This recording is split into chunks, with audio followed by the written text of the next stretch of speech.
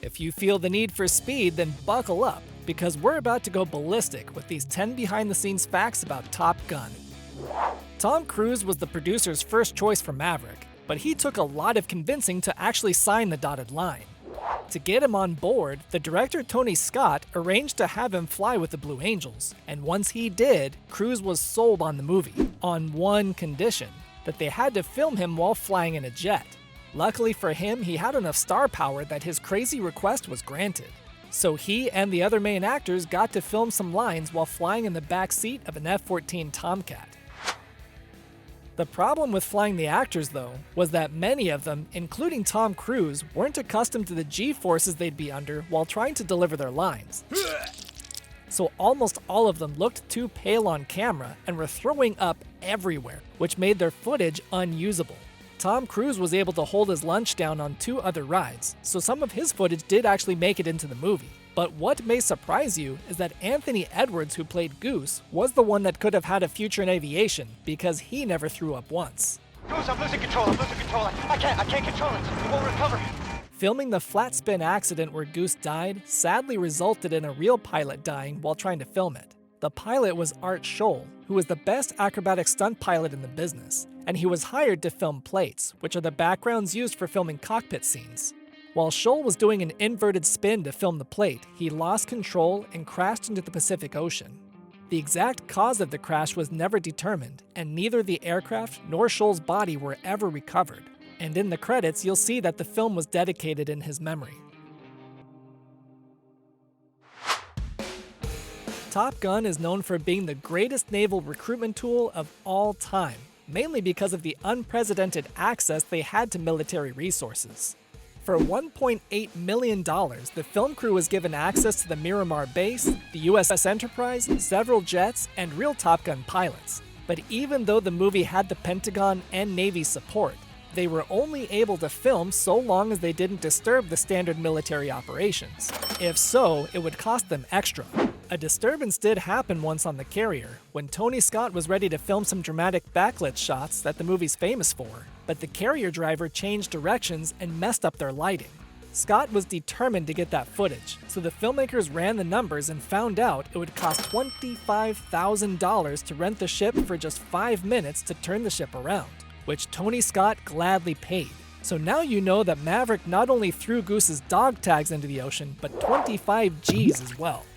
Son, your ego is writing checks your body can't cash. Tony Scott's ambitious vision also came along with a bit of controversy, because he got fired not once, but 3 times by Paramount's top brass over disagreements with his artistic choices. The first time was because of the slow-mo shots he wanted for the beginning.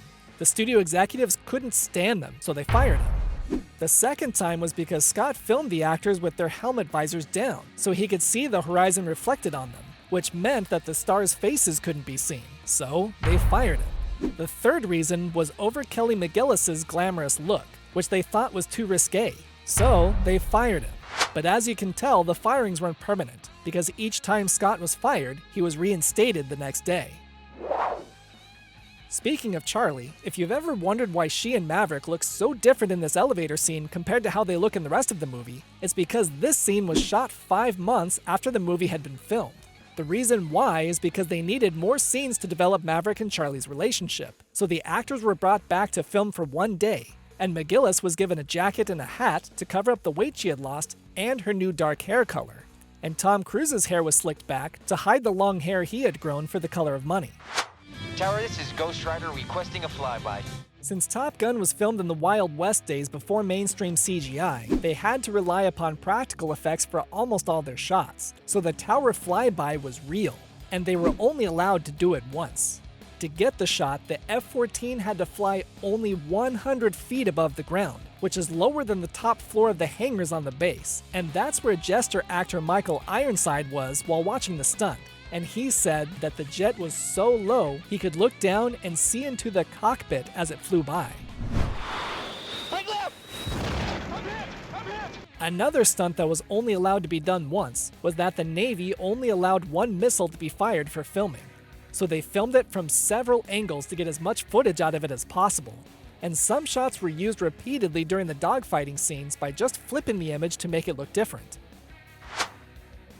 Top Gun's award-winning soundtrack dominated the airwaves in the mid-1980s, and the song Danger Zone became a huge hit for Kenny Loggins, but he wasn't the first choice to record it. Danger Zone was first given to the band Toto to perform, but the band backed out at the last minute, so Loggins was asked to sing it instead, since he was already involved by writing and performing Playing with the Boys for the muscle-bound, baby-oiled volleyball montage. Yeah, we see you flexing, Slider.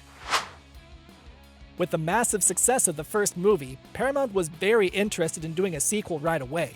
But there were two big problems that forced them to shelf the idea.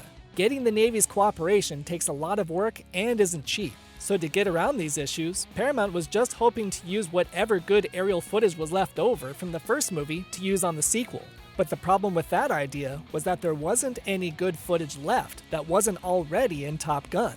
So hopefully the sequel we're about to get 35 years later will be better than one made with a bunch of scraps from the cutting room floor. Make sure to click a video on the screen for more behind-the-scenes facts about movies and sometimes sweaty volleyball montages right here on Fun Fact Films.